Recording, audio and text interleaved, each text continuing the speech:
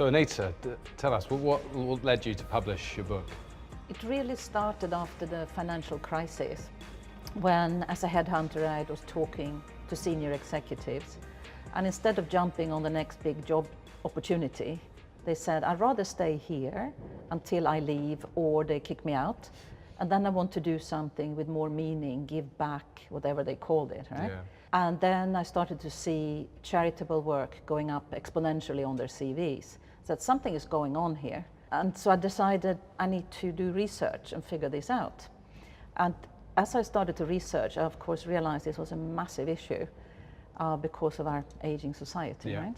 And we're going to be more and more of us looking to what to do next. Is this a phenomena of the last 5 years, or is this something that you think has been building for much longer than that?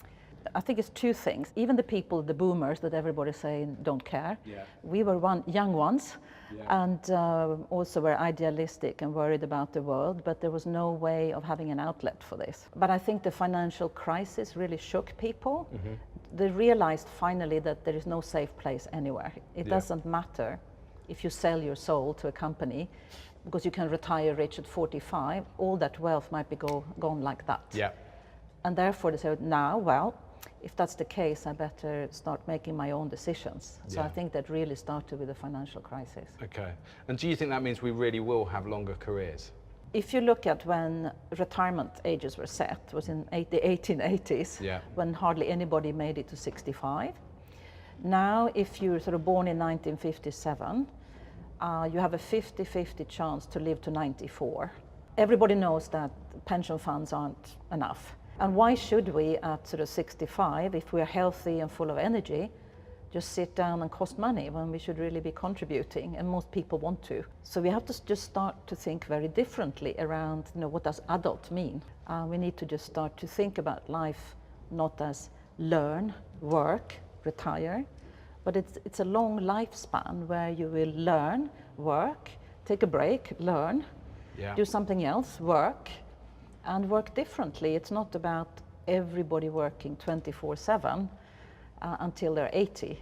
So, but this is a real conscious development that people sort of take that leap and say, I want to be aware of this and I want to do something Yeah. about that.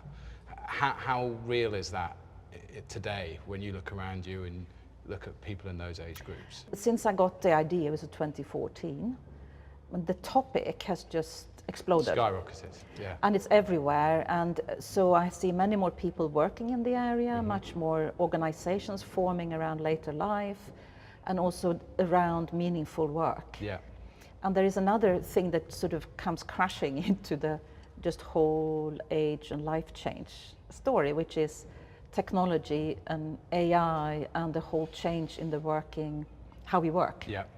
Because we have now, with all of us sort of coming into the 50s and 60s and 70s, so we have this whole shift that is going to affect the work we do. Yeah.